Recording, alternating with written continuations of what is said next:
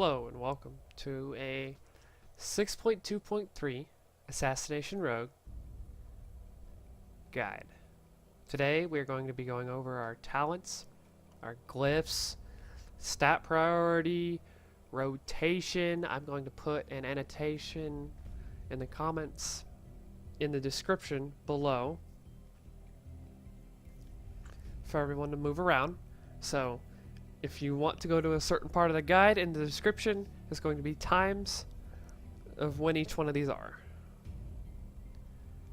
Let's start off with saying the Assassination Rogue with gear is doing okay in Hellfire Citadel. It's not the best, but it's doing okay. If you want more of a single target and you know how to play, go sub. But I, for one, love the way Assassination plays. You rupture everything, Crimson Tempest everything. Assassination is based around poisons, so that applies with your mastery, which has more poison damage. Everything is just, much better than what it has to be. So let's go ahead and run our stat priority. I use Pawn, which is a lovely add-on. It'll give you any class in the game, what you've logged into anyway, and it'll give you the recommended stats from Wowhead. Now, if you watch any YouTuber streamer or you have your own stat priority values, you can add them in here by going into a different setting, which like options, add values. You can customize this add-on like crazy. I personally use it for my Assassination Rogue because that's what I play right now. Now, the Assassination Rogue stat priority, this is going to be before and after Tier 18 4-piece. However, a strong emphasis on getting more crit after your 4-piece.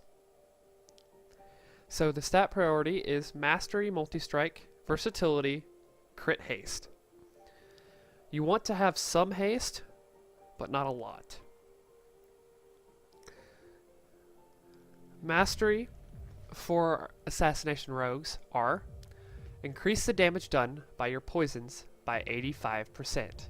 This is Mastery Potent Poisons. Now, with Mastery and Multi-Strike, your multi-strikes from your Mutilate and the normal Mutilate cause a chance to proc Dispatch. Dispatch is our finisher. It's the 35% or less finisher. Awards 3 combo points without Tier 18 4-piece. Or 2. I can't remember. But it says 3 on the tooltip, so we're just going to leave it at 3. Envenom, which is a very good filler. It's what you want to have a minimum of 90-95% uptime. The more uptime you have on Envenom, the more damage you do, because of its after effects. Finishing move that deals instant nature damage and increases your poison application chance by 30%. Damage and duration is increased per combo point. So at 5 combo points, which you should be doing everything on Rupture, everything on Crimson Tempest, and Envenom, it's going to do 29,000 damage baseline and 6 seconds. If you Envenom when this buff has 1 second left, you get a 7-second Envenom. The max Envenom can go up to is 8 seconds. Rupture. Rupture is a dot. It is your big damage dot.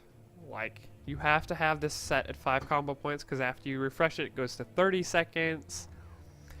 And the after effect is, while you have poisoned your target, this damage deals 5,969 damage. Additional damage as nature damage, granting you 10 energy. You gain additional energy if a target dies with Rupture active. Very key there. So for instance, Fights like Shadow Lord Iskar, Hellfire Assault in Hellfire Citadel. You rupture a target right before it dies, and you gain, if you have no energy, you will gain a full energy bar to use on another target.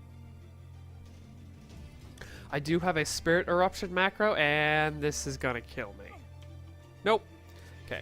I do have a Spirit Eruption macro that just cancels the Soul Capacitor, which I will be going over later in this guide. I'm going over gearing at the end. What poisons do we want? Never use wound poison as an assassination rogue. You want deadly poison and crippling poison with your empowered augment rune and draining agility potions and flasks with sleeper sushi food. Now, if you want a higher crit rating, use crit food. Multi-strike rating, use multi-strike food. But my personal recommendation is to use mastery food. The more mastery you have, the more damage you do. So, talents. In detail, Shadow Focus is the talent to use. Why? While stealthed, if we look down here, Mutilate is 14 energy, Dispatch is 8 energy, Ambush, which you are never going to be using after your 4-piece, but before your 4-piece, use it. Before your 4-piece, it is 15 energy in stealth, and does 40% increased damage with 2 daggers equipped. In Venom, which you are going to be using in stealth more often than not, is 9 energy. Cheap Shot is 10 energy. Garrote is 11 energy. As we can tell, everything is just reduced. On your level 30 talent, Nerve Strike or Combat Readiness. Combat Readiness is more of a PvP oriented, but it can sometimes be helpful in PvE. Just depends. Nerve Strike. It's a passive. Kidney Shot and Cheap Shot also reduce the damage dealt by the target by up to 50% and healing done up to 10% for 6 seconds. This is very crucial for target swapping if you can stun targets. Cheat Death, your number one go-to on fights you think healers aren't going to heal you. Otherwise, use Elusiveness. Cheat Death is used for like Zolharok on Hellfire Citadel and Mythic, where you have to go soak a black hole. Level 60. I personally used Cloak and Dagger until my tier 18 4-piece, because you no longer use Ambush, and that is the only reason I used Cloak and Dagger. Now I use Shadow Step, which gives you a increased movement speed after you use it for 2 seconds, and it is on a 20-second cooldown. A 75, you can go many different ways here. If you need to CC, Gouge and Blind no longer cost energy and no longer break from your poisons and bleeds. Very useful in PvP if you're going to target swap somebody. Not useful very much in PvE. Internal Bleeding adds an extra dot to your Kidney Shot, which just stuns people. Prey on the Weak. Enemies disabled with your Kidney Shot, Cheap Shot, and Gouge, Sap, or Blind take 10% increased damage from all sources. So if you are the target caller and you Cheap Shot somebody, you basically stun them with any rogue ability stun you have, they're going to be taking 10% increased damage for the duration of that stun. Level 90. Do not use Marked for Death or Shuriken Toss. Go with Anticipation.